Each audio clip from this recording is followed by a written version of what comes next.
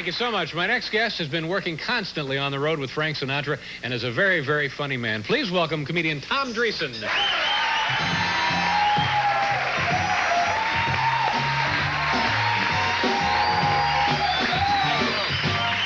Thank you very much. I'm a little bit upset. I was across the hall in the newsroom. You got to hear this. The Secretary of Defense just came on the news and said that we have the strongest military in the world. And he's bragging about the fact that we're now trying to develop a hand grenade that can blow up everything within a 2-mile radius. All we need now is a guy who can throw it and run 3 miles in 5 seconds. Listen to this. Castro's also telling the South American countries not to pay back the United States the money they owe them. I never knew they did. I wonder if they get the same kind of letters we get when we don't pay our bills. Dear El Presidente, it seems that you have overlooked your payment of $5.7 billion. Could this have been an oversight? I don't get it. And you didn't either. But you know what we ought to do? We ought to repossess the country that doesn't pay us back. Right? And then send them bus drivers and cab drivers who speak nothing but English.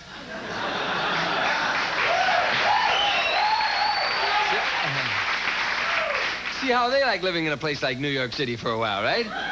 I tell you, I'm not fond of the cab drivers here, but I love the panhandlers. New York City has the greatest panhandlers in the world. I mean, there's panhandlers in every city, beggars. But in New York, they make you feel guilty if you don't give in to them. I came out of a restaurant, this guy said to me, "Hey, buy me something to eat." I said, "No." He took out his teeth and handed them to me. He said, "Thanks to you, I won't be needing these." Now, I feel sorry for people who do not have a lot to eat because I had 8 brothers and sisters. I grew up very poor, and we rarely had a lot to eat. My dad used to buy horse meat and try to tell us it was chicken. You couldn't fool me, especially when you give me an 8-foot drumstick. No matter how bad things got, my mother always had some saying to get over the tough times.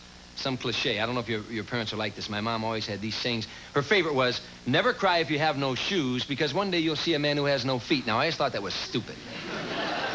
About 10 years ago, I'm broke, I'm down and out. I'm out in Hollywood, I'm walking up Hollywood Boulevard. I didn't have any shoes. I began to cry, and I saw a man with no feet.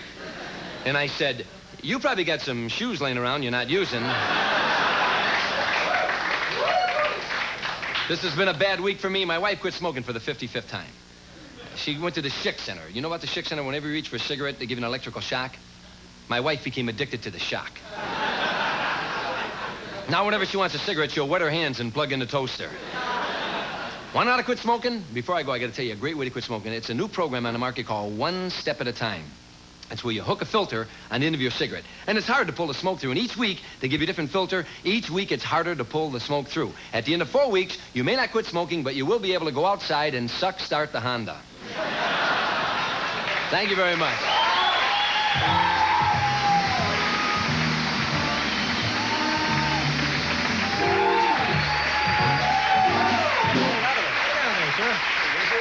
Nice to see you. You too, David. How you been? I've been terrific. And tell me about Frank Sinatra. Wow. Well, what do you want to know? Is he a nice guy? Yeah, I think he's a real nice guy. What do you call him? You don't call him Frank, do you? What do you call Johnny Carson? Johnny? I call him Mr. Sinatra. Not Johnny. I call Johnny Mr. Carson. Mr. Sinatra. Well, I do. You know, it's funny because sometimes we'll be at dinner and the staff calls him Mr. S. Mm-hmm. He has a staff. How many on the staff?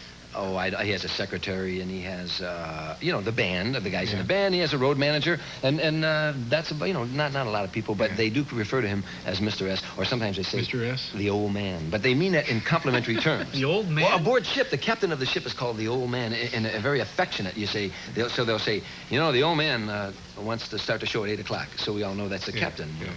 Yeah. Now, this is something we've been waiting for. This, I know... Should I tell him or should you tell him? It was the thrill of your life, wasn't it? Oh, yes, it was the big thrill of my life. To be honest with you, it's something every boy dreams of. The Chicago Cubs called me up to be with them for 4 days. Now, you've had a relationship with the Cubs since you were a kid. I mean, you followed them, you went out to Wrigley Field, and you know the players and the manager and so on and so forth. I used to go to the ballpark in 1958.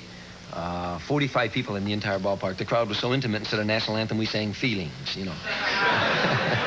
Now, is that true? One's Bender. I said, could I have a hot dog? He's only got one. Just take a bite. You know, those guys. All right, so now they call and they say what? They said, Tom, we want you in the major leagues and want you to come up and be with us against the Dodgers for 4 days at Dodger Stadium. And I went, and I suited up, and they put me to use. Well, you'll see. We've got some videotape. Now, that's all you want to tell us. This is my moment. This is a recent series, recent like 2 weeks ago. 2 weeks ago, and this is me in the dugout. Tom Dreesen with the Chicago it's Cubs. time for the game to begin. I better go over my notes. Let me see. Pick up the bats. Take out the bats. Boy, have I got the butterflies. There's a sound that'll help you get rid of the butterflies. Now, Dave, this is very important here. See, this is you're laying down the indoor-outdoor praying towel, and then you bring back the bats and the donuts. Those are bat weight, so you don't get them near Tommy Lasorda, or he'll eat them. So you got to get all the donuts away from him. Now, and name calling is very big in the major leagues. Name calling, you got to remember. Ray, come on, Ray. Come on, Bobby. Come on, Bobby. There you are. Yeah. Okay, You look good. Name right calling. now, Ray. Come on, Sarge. Come on, Sarge. Okay, Yeah. How to name calling. Also, you got to learn to make comments on the other team's play. You know, like their first baseman was kind of slow. Last first baseman would have had that one. Phil Cavaretta would have had that one. Orson Welles would have had that one.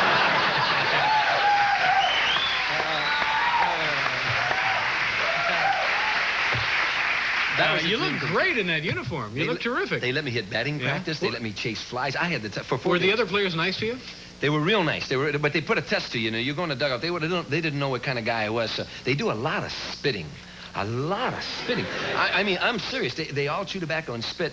By the 6th inning, my bursitis was acting up. You have to put a plank over the dugout to go out and get the bats. They spit all the time. One of the things they did to me, one of the pitchers, Ray Fontenot, wanted to see what kind of guy I was. So every time I got near him, he'd say, "So you're a comedian now? And listen, how long have you been And he was spitting on my shoe. Yeah. See, he was trying to see how long I would take that. So I let him spit for about 5 minutes. I said, "Ray, I got to go get one of the bats." And I wiped my shoe on his jacket. He said, "This guy's all right. This guy's all right." They like that. Yeah, he liked that. He liked that kind Well, of stuff. good. You think you do it again? I would definitely. I want to be Looked like a lot of fun. I had a good time. I want to be a towel boy for the